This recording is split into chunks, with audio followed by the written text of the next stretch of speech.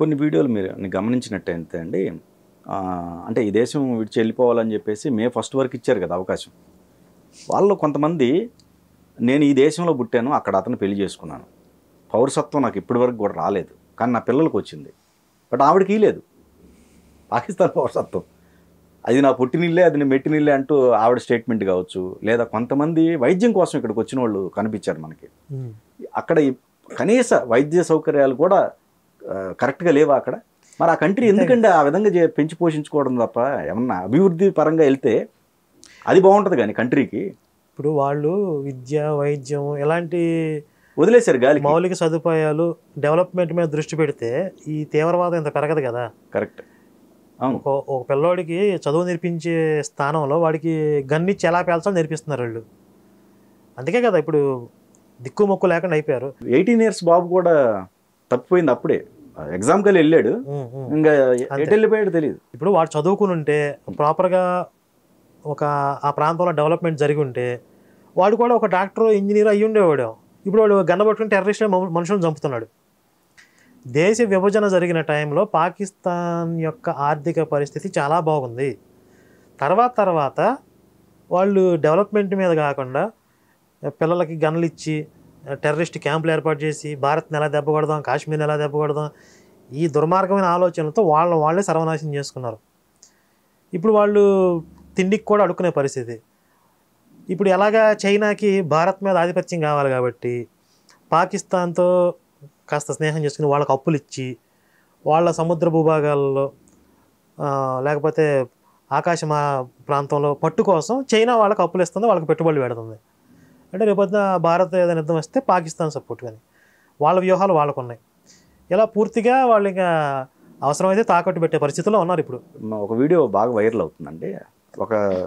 ఒక అమ్మాయి అక్కడ స్టేట్మెంట్, తను ఇక్కడ ఉన్న వాళ్ళు మొత్తం లేడీసు చాలా వరకు కూడా అక్కడికి వెళ్ళిపోయి హిందువులను పెళ్లి చేసుకోండి, ట్రాప్ చేసో ఏదో ఒకటి చేసో, సో మొత్తానికి మనకి పౌరసత్వం వస్తుంది, అప్పుడు ఆడుకుందాం ఇండియాతో అనే స్టేట్మెంట్, పిచ్ స్టేట్మెంట్లు కూడా వైరల్ అవుతున్నాయి ఇప్పుడు ఈ మధ్య. పాకిస్తాన్ అమ్మాయి అంటే పీక్ స్టేజ్, ఇంకా నెక్స్ట్ లెవెల్కి వెళ్ళారని అర్థం.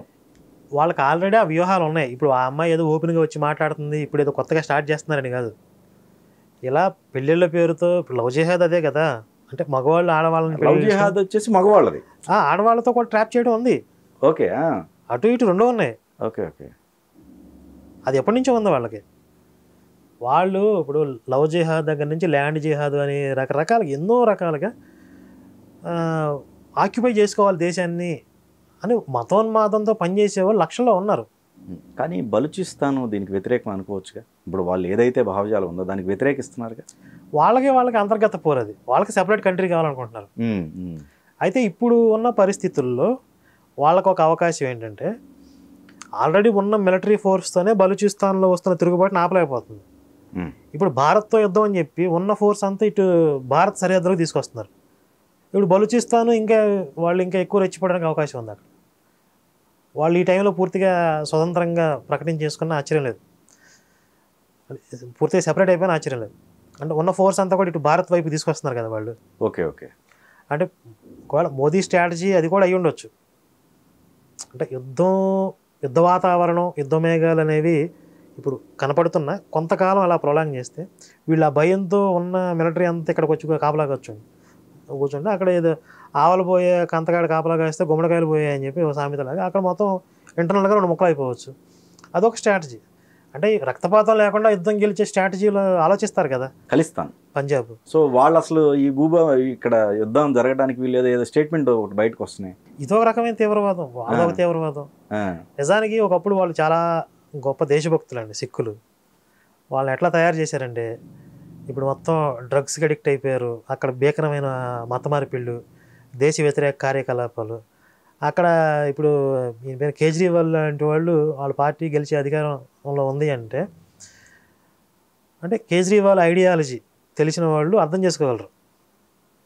అంటే అది అక్కడ ఎంత ప్రమాదకరమైన పరిస్థితులు ఉన్నాయని చెప్పి. రీసెంట్గా అక్కడ బజేందర్ సింగ్ అని ఒక పాస్టర్ అరెస్ట్ అయ్యాడు.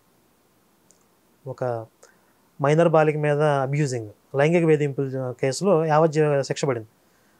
అతను అక్కడ ఒక ప్రవక్త పేరుతో పాపులర్ బాగా. అంటే అతనికి మహిమలు ఉన్నాయి,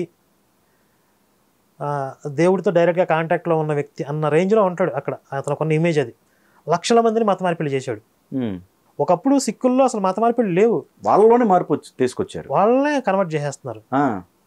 ఇప్పుడు పంజాబ్ చాలా ప్రమాదకరమైన పరిస్థితుల్లో ఉంది. ఇప్పుడు దేశ వ్యతిరేకమైనటువంటి కార్యకలాపాలు జరిగే రాష్ట్రాల్లో పంజాబ్ మొదటి వరుసలో ఉంది.